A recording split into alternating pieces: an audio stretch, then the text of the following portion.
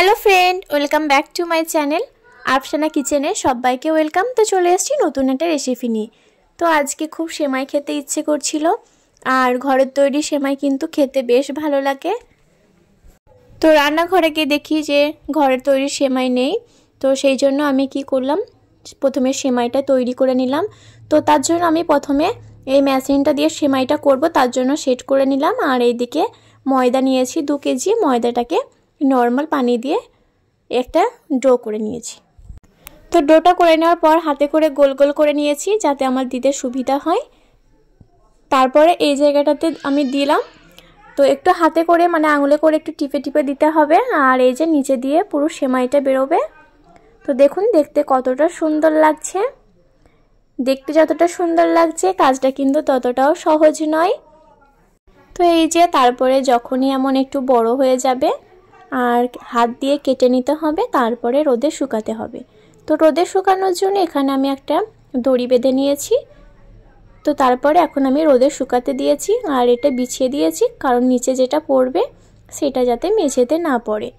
তো এইভাবে সবগুলো শুকিয়ে যাওয়ার পর কিন্তু আমি সব নিচেতে নামিয়ে দিয়েছিলাম যাতে ভালোভাবে তাড়াতাড়ি শুকিয়ে যায়।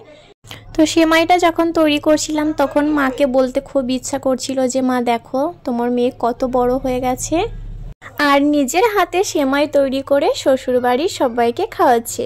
তো এই সেমাইটা কিন্তু আমি আমার আব্বুজানের জন্য পাঠিয়েছিলাম, কারণ আমার আব্বুজান ঘরের তৈরি সেমাই খুব পছন্দ করে। এই সেমাইটা রান্না করে নেব, তার জন্য কড়াইয়ে দিয়ে দিলাম ঘি। তো বলে রাখি সেমাইটা কিন্তু আমি আগে শুকনা খোলায় ভালো করে ভেজে রেখেছিলাম। তো এখন রান্না করব সেই জন্য আবার চলে এলাম আর কড়াইয়ে দিয়েছি 2 চামচ ঘি।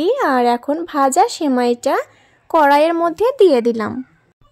তারপরে কিন্তু অল্প অল্প করে আমি ভেজে নিয়েছি, আর বেশি ভাজার দরকার নেই, জাস্ট একটু লাল হলেই হয়ে যাবে। আর এইদিকে আমি কিছু ড্রাই ফ্রুট নিয়েছি, ওই আছে ধরো তোমার কাজু বাদাম, কাঠবাদাম আর কিশমিশ। তো এটাকে আমি ভালো করে ঘিয়ে ভেজে নিলাম।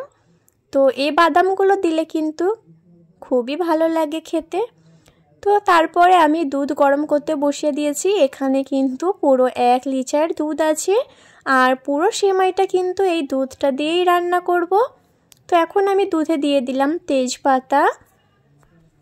তো তারপরে দুধটা কিন্তু একটা ব্লক আসা পর্যন্ত অপেক্ষা করেছি।